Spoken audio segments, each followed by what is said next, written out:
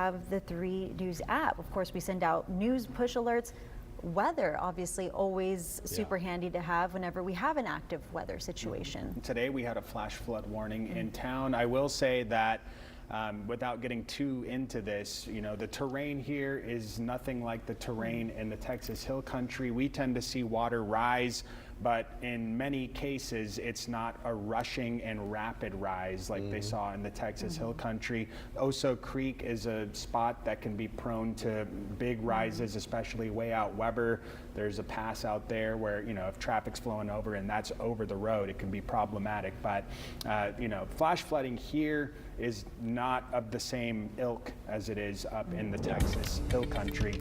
Right now, it is starting to get a little bit hazier outside, although it doesn't look like it on the tower cam, but the air quality is saying that, yes, the Saharan dust is starting to work its way into our atmosphere. It is close to 90 out right now, feels like 98 degrees, and the wind is variable and very light at 4 miles per hour. A lot more rain to the north of here, up into East Texas, and then parts of the Texas Hill Country getting more showers and thunderstorms this afternoon. But, you know, we're starting to dry up compared to what we had earlier today, and that dust is going to be working in. You see the modeling on it. This is 5 o'clock, so the plume is already entering into the atmosphere. It should thicken up tomorrow, so hazier skies, lower air quality, and this plume works out of here fairly quickly. By Friday afternoon, I think we're back to better air quality as that plume moves to the north. So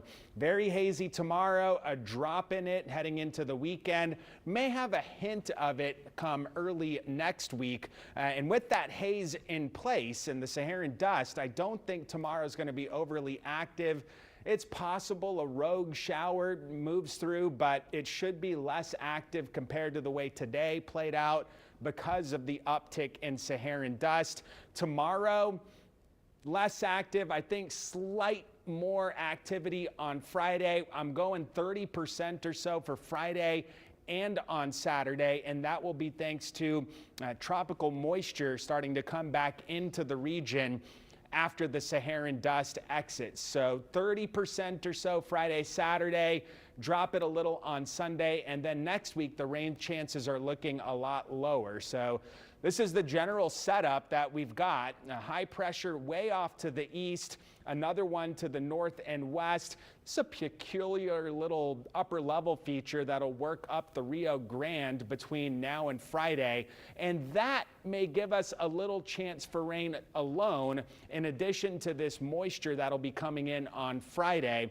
But watch how this high over Florida on Friday moves into next week. It's going to set up over central Texas, and in this position, it tends to be a lot less active with respect to moisture coming in from the Gulf. So that should be why the rain chances look a little bit lower next week. Tropics for the next 7 days, not expecting any development. That is from the National Hurricane Center.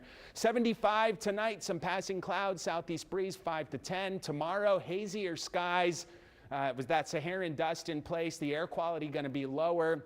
Rogue shower is possible, but less active than the last couple of days have been. Mid-90s on the high temperature.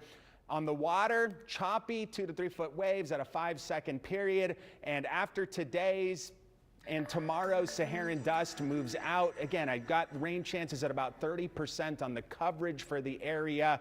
Friday, Saturday, it will also be breezier, and when the winds are up like they're forecast to be both of those days, that can sometimes undercut the rain chances, and the storms don't have as easy of a time developing. And after the weekend, next week is just, it's looking hot and less active with that high setting up over us. All right, a lot of information there. Thank you for